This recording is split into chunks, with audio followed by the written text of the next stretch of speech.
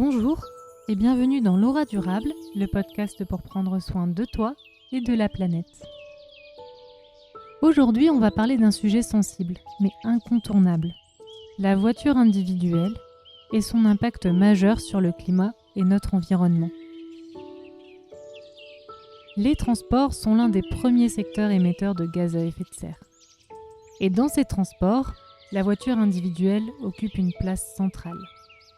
Pourquoi ?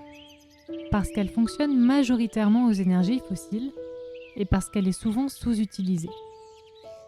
En moyenne, une voiture transporte 1 ou 2 personnes. Si tu ne me crois pas, regarde les voitures passer dans ta rue.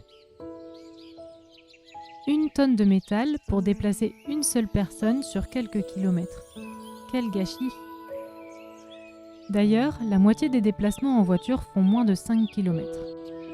Des distances qui pourraient souvent être faites à pied, à vélo ou en transport en commun.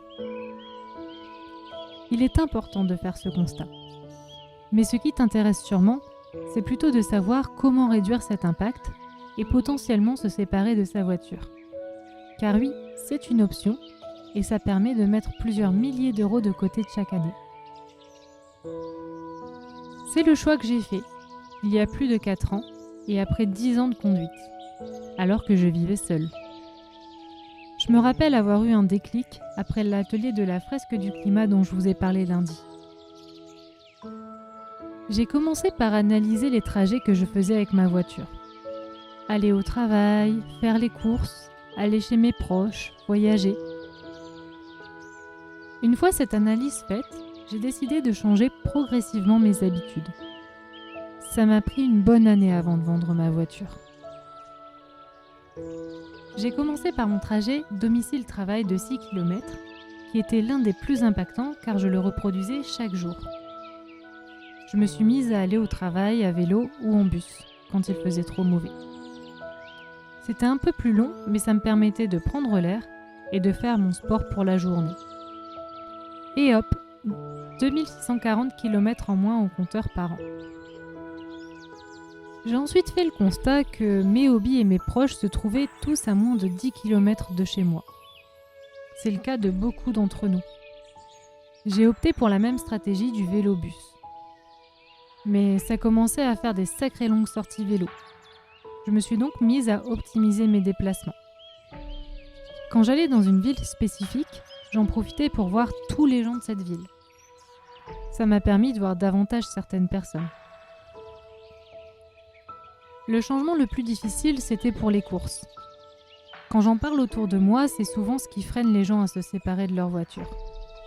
Tout est fait pour la voiture individuelle aujourd'hui.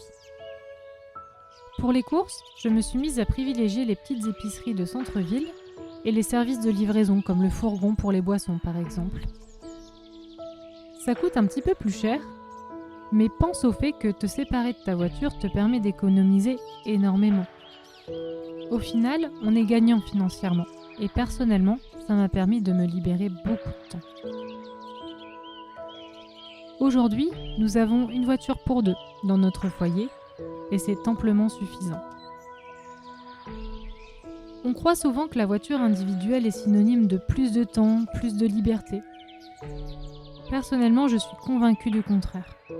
Depuis la vente de ma voiture, j'ai repris la lecture, j'ai amélioré ma condition physique, j'ai repris contact avec des gens qui vivent près de chez moi. Bref, ma vie s'est nettement améliorée. J'ai bien conscience que ce n'est pas possible pour tout le monde, mais je tenais à partager mon expérience pour montrer à ceux pour qui c'est envisageable que c'est possible et bénéfique. Si tu habites en pleine campagne, loin de tout, d'autres solutions sont envisageables. Tu peux peut-être essayer de mutualiser les déplacements avec tes voisins par exemple. Je suis très curieuse d'avoir ton ressenti sur ce sujet. N'hésite pas à le partager en commentaire. Jeudi, on continuera sur la thématique de la voiture individuelle en abordant les règles de l'éco-conduite. À jeudi!